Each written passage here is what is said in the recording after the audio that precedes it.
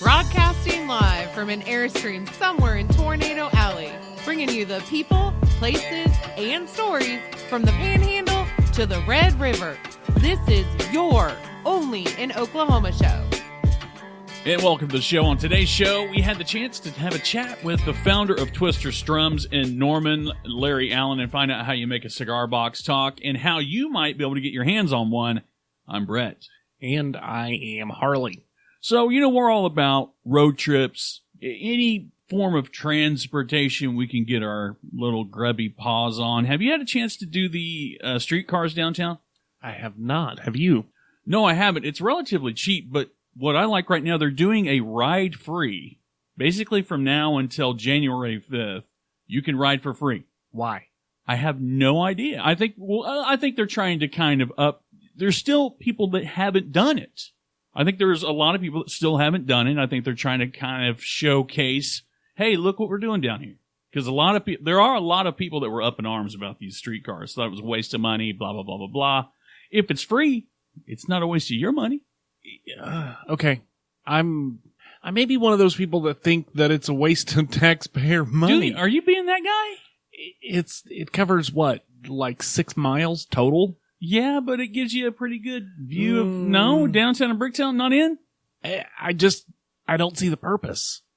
Are you being a fuddy-duddy about some travel and tourism? No, I just don't see if it served a purpose, if it went somewhere, I think it's really just there to pick up drunk people and take them back to their car or apartments or whatever. And well, I think it would be fun. You're just down in all the new and exciting things that are happening downtown. I know it's not built with wood. About the only thing cool I can say about it is that I saw a news story that they had a guy playing the guitar on it the other day. So you have zero interest in riding on a streetcar? I can walk 5 miles. I know, but I think it's kind of cool. They carry up to like 104 people on these streetcars. I think it's a novelty item, but I just don't understand the purpose or if it really has one. But to be fair, you're not somebody that you don't really take a shine to going downtown. You don't like to spend a lot of time downtown. Do you? Yeah. Well, I thought you kind of shied away from the not at big all. city, big city lights. I thought that might be why. Dude, we've been friends forever. I know that, but when we started kind of switching gears and we've gotten older and wiser and more mature, I figured, you'd be more of the log cabin type. I mean, you were that too. I like log cabins. Okay. But I like downtown. You just don't like streetcars. It's not that I don't like them. I just don't understand the purpose. You think it's a waste of money? I don't think that it brings any real value to the city. Wow. Okay. Well, I was trying to bump it up. You're trying to push it down. If you out there would like to try your hand at a streetcar, it's free. Just go down there and wait. They've got streetcar stops in downtown and downtown in Oklahoma City. Yeah, maybe we should specify. Right, not downtown. This is the OnlyinOKShow show, not the OnlyinOKC show. Right, they're downtown Oklahoma City in Bricktown. Go down there, and if you want, they take the 4.5. It's like a 4.5 mile downtown loop, and then they do a 2 mile loop through Bricktown. Right. I said, I don't understand the purpose. Okay. Well, do you like guitars? I do. Better than streetcars? Guitars are better than streetcars. Well, let's talk guitars after this. Okay, before we go any further, where'd you get that shirt? You mean this custom-designed OnlyinOK shirt? Dude, the podcast is 17 seconds old.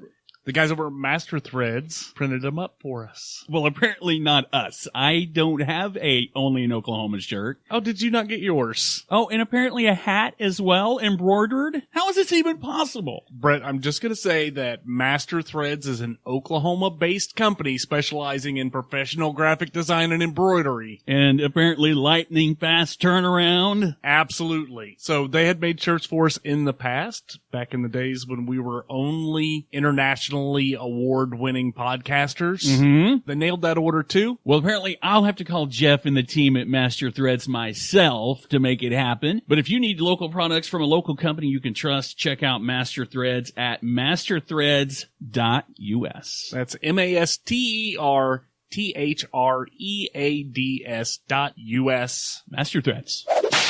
If you were ever a kid that dreamt of making anything out of everything and drums and guitars out of anything you can get your hands on, this next guy is going to blow you away. He's literally been making guitars out of cookie cans, cigar boxes, you name it. He's done it. It's Larry Allen from Twisted Strums in Norman. Welcome to the show. Well, thank you. You know, we had a chance to meet you down at the Rock Island Art Festival and Food Truck Championship. And you literally, we were turning the corner to go somewhere completely different, and we saw this set up out of the corner of our eyes. We had to take a closer look, and I'm just amazed at what I was seeing. Tell me how that all started. Well, just a quick background. I was born and raised in northern West Virginia, where there's a lot of Appalachian style music, going back to days of when it was broadcast from starting in the 1930s on Jamboree type radio on Saturday nights.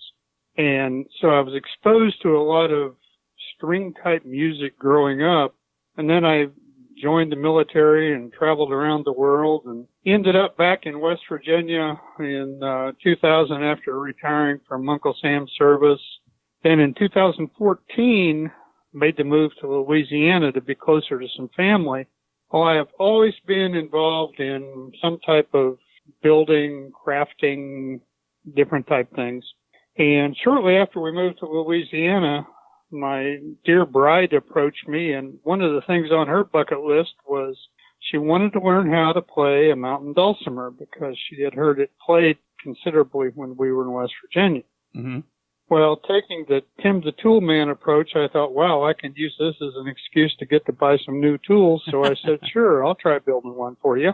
Well, it took a while, but a couple of tries, but I actually got one built for her and gave it to her, and she fell in love with it. And 2-3 weeks later, she comes back out to the shop and gives me this strange look, and I thought, okay, I'm in trouble now. And she goes, I really, really like this one. Can you make me another one? And of course, the question was, why? Well, I want to play it in a different style, and I don't want to be having to change strings all the time. And if you've ever messed around with changing strings on a strings instrument, that is not exactly a pleasant thing to do sometimes to get everything to come out right. Mm-hmm. So I said, sure, I'll build you another one. Well, I got involved and then did several other little backpacking type mountain or dulcimers or backpacking type guitars, and she gave one to her sister, and some friends of hers saw it, and next thing I know, I'm getting phone calls from Colorado saying, gee, can you make me some of these? So then in 2018, kind of the door kicked open. We were living in central Louisiana at the time, and the opportunity came open to attend a cigar box festival in January of 2018 in beautiful downtown New Orleans in the French Quarter. I had no idea what I was getting into other than I knew that I'd read the history and stuff, and it really, really intrigued me that a lot of the history of this comes out of the Deep South with the poverty, and I mean, it's even applicable here to our great state of Oklahoma from the poverty following the Dust Bowl era, that people were desperate for something for entertainment. And they took what they could find, whether it be a piece of board off of a barn and a box and maybe a bottle and a piece of wire that they found someplace, and they put it together and they made a homemade musical instrument. And that became an outlet for them to kind of get some relief. A lot of the early blues music came out of either the Delta Blues or the Mississippi Hill Country Blues. It was kind of a follow-on from slave ancestors and everything. So when I got to go to New Orleans, it was like, it just really, really opened my eyes. Wow, I can take a cigar box and I can put a board in it and I can put some strings on it and I can actually make music. So other than, that's the thing about it is it's one of the most creative, I don't think I've ever seen anything like it. It's the most creative use of material that I think I've ever seen. And I'm not just overstating that. It's great. Well, and we kind of branched out. We thought, okay, well, if you've ever kind of picked up a guitar and went, gee, I'd like to play this, and you look and there's 6 strings, and it's like, oh my God, I can't do this. Well, we have a standing joke in the cigar box community that 6 strings is 3 strings too many. Well, then we looked and said, there's got to be a simpler way, because we're looking for something for beginners, whether they be 8 to 80, it didn't make any difference, to learn how to play a stringed instrument. We actually hooked up with a guy who, believe it or not, took a stick, a piece of special nylon line, and a soup can, and made a 1-string instrument out of that you can actually produce music on. And that kind of got us headed down the road further. So now we do 1-stringed instruments, we do 3-stringed instruments, I have some 4-stringed instruments that are made out of, they're actually called Irish tenor banjos. They're actually made out of repurposed cookie tins. So everything from soup cans to cigar boxes, and now we're using quart paint cans, because that way I don't have to worry about new ones. We don't have to worry about any debris left from the food product that was in the can. So just if we look, we've even seen them, believe it or not, this kind of fit. I wish I had one to show you guys, because it would fit right in with your two guys' psyche, of taking a chrome bedpan and making a 3-string guitar out of it. Yeah, that fits right in. You can pick and grin all at the same time. That's too funny. Yeah. So that's kind of where it's gotten to. And as far as I know, I only personally know of one other individual here in Oklahoma that has done any of the cigar box work, and that's Kyle Reed from here in Norman, who's one of the local musicians who was doing some cigar box stuff and has actually done some cigar box recording. But there is an entire worldwide movement. When people stop by and see us at the booth and stuff, we try to hook them up with websites where they can go get the history. They can look at other instruments. It's as much an education process and an entertainment process for us as it is a commercial process. So we were in your booth and we saw a lot of things made into guitars. Is that the appropriate word? What are we calling these? That's correct. Okay. The vast majority of what you saw were 3-string cigar box guitars. Okay, so is it basically you can make one of these 3-string guitars out of anything that is kind of boxy shaped? I've seen them made out of gallon gas cans. I have seen them made out of a base made out of a 5-gallon jerry can like you'd find on the back of a Jeep. Pretty much the sky is the limit. If you can get a sound resonance out of it, you can make some type of musical instrument out of it. And that was what I was going to ask next. Is the tuning different on the cigar box versus, say, the cookie can, or is it basically the same with maybe the tone might be a little bit different with tin versus the cigar box? Right. Well, the tone will be a little different simply because you have metal resonating rather than wood. The banjos that we do are 4-string, so therefore the tuning is slightly different. And really the average, and I say average loosely, the average cigar box guitar uses 3 strings out of the pack of 6-string guitar strings. It uses an A string, a D string, and a G string, and don't let your mind get carried away on that. Too late. I can change, some of them I change depending on the box, because I try to test my boxes and what's the resonance, how much sound do I get out of it, what type of material am I using, I look at a box, do I want to go for a folksy, Woody Guthrie, Joan Baez type thing, or do I want to go for something, because part of the ones I make are for slide playing, for you can get down and play some good Muddy Waters or John Lee Hooker deep blues on. So it really depends on what do you want out the back end of the process when you start. And if you get to where you don't like it, a lot of times you can pull the strings off and put different ones on and get a whole different sound. Well, I was looking at some of them. Some of them look like a steel guitar, while others kind of remind me of Bo Diddley's Gresh a little bit. Is that kind of where you got the? I know she. Okay, go ahead. No, finish that. That's correct. I mean, okay. Some of the ones we actually called diddly bows. Ah, okay. It's like a broom handle shoved through a cigar box with one piece of string on it, or one piece of wire on it. And those are a perfect instrument for somebody that wants to learn how to play a slide guitar. Because you're only dealing with one string. It gives you an opportunity to learn the technique because working a slide is an art into itself, to where you're not getting all this screeching and squalling and horrific noise.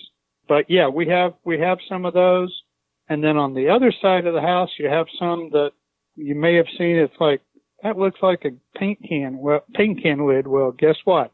It was probably a gallon paint can lid put in, and it's what I call a poor man's dobro. If you've ever seen a dobro player, they're not an inexpensive instrument, but we can put a paint can lid on there and decorate it up a little bit. And if you use your wild imagination, you can actually think you're playing a 3-string dobro. So, Larry, I want to back up for just a second here. You kind of described one of those instruments, your diddly bow, as a broom handle shoved into a paint can. I don't feel like you're doing your product justice. Every single one of these things look like artwork. How many of these guitars have you made? I just finished yesterday number 170. Wow. Yeah, 170, and you can tell from looking at the items that you had out at the Arts Festival. Every single one of them, I think, qualified as art. Like, yeah, they play music, but you can hang it on the wall and just be done with it. It belongs, or, it could definitely pull a room together. Yeah, well, we've actually had them bought to be wall decorations. I mean, yeah, every instrument goes through multiple tests when they come off the bench to try to make them as playable as possible.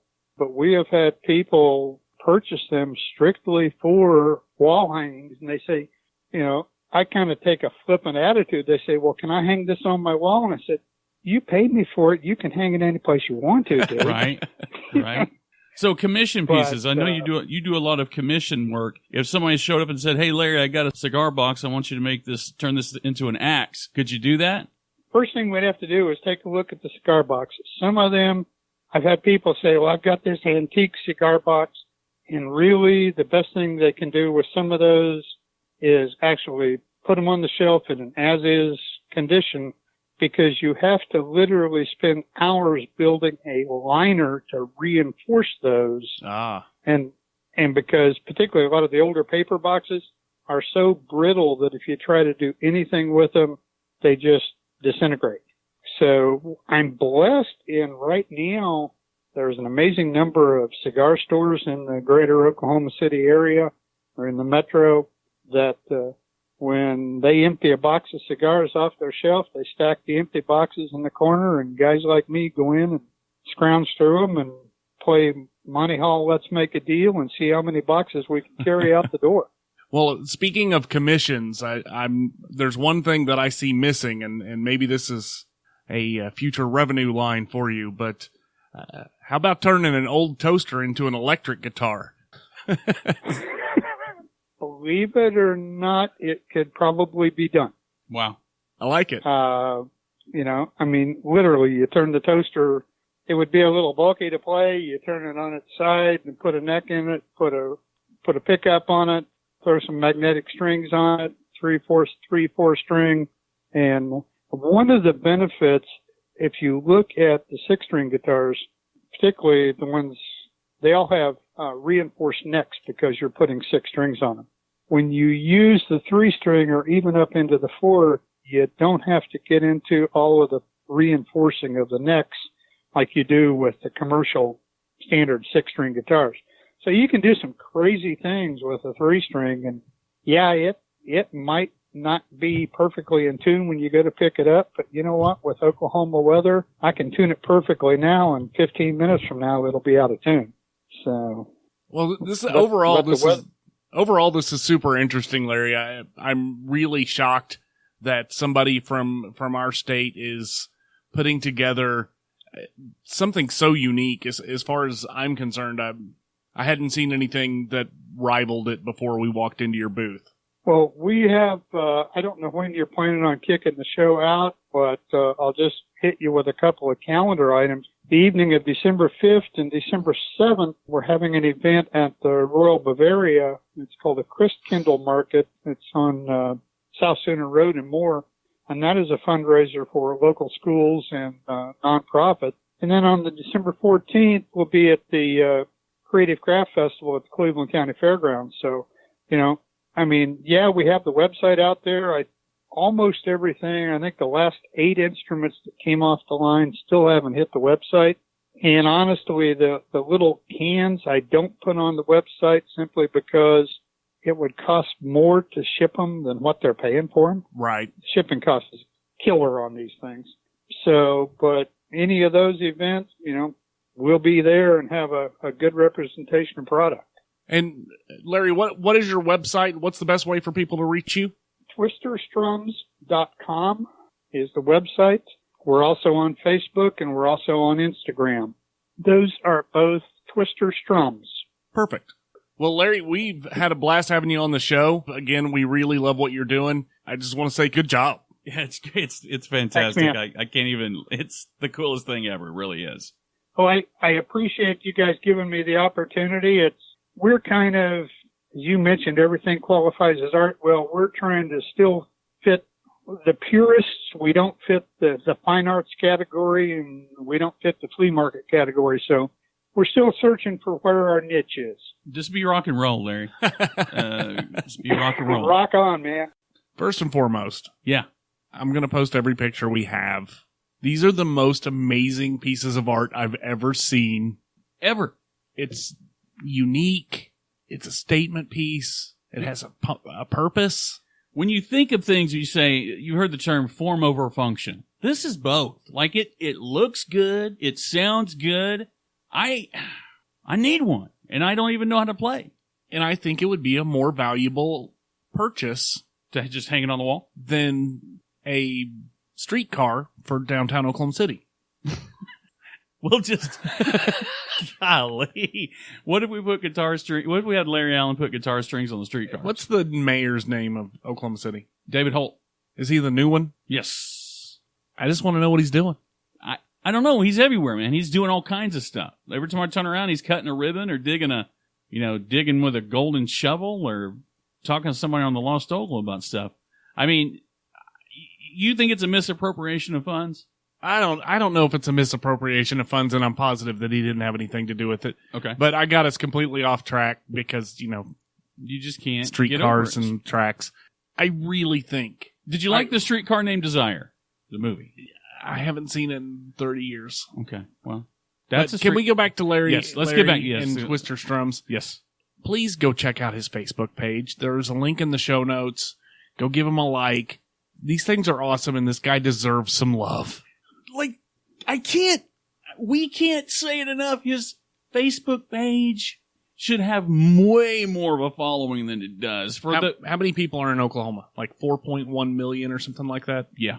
That's how many likes he should have on Facebook. Everyone, I promise you now, I don't care if you can play a guitar. I don't care if you've ever smoked a cigar. When you see these things, you're going to be impressed. You're going to be in love. And you're going to want to buy one. Or two. Or don't have it shipped, though. What was it you said that would something, they're pretty expensive to ship, right?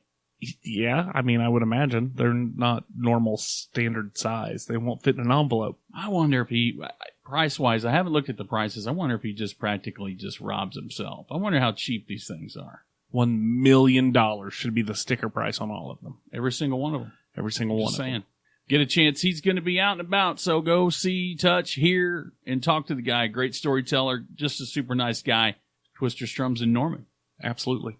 And we'll have links in the show notes. We will have links in the show notes. As always. You can find those show notes at OnlyinOKShow.com. Right. Or on our Facebook page, which is Facebook.com/OnlyinOKShow. Right. You can leave the HTTP www off. You don't need any of that. No. And you can go there and you can give us a thumbs up. and you can rate and review us and all of those things. I mean, it's as simple as that. It's the Only in OK Show. I'm Brett. And I'm Harley, and we're out.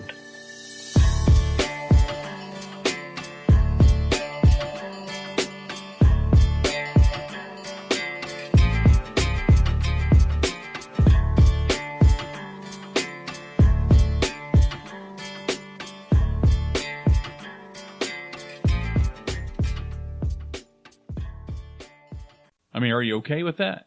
All right. I got to take a breath because I was running out of the freaking thing. I forgot how to do this shit.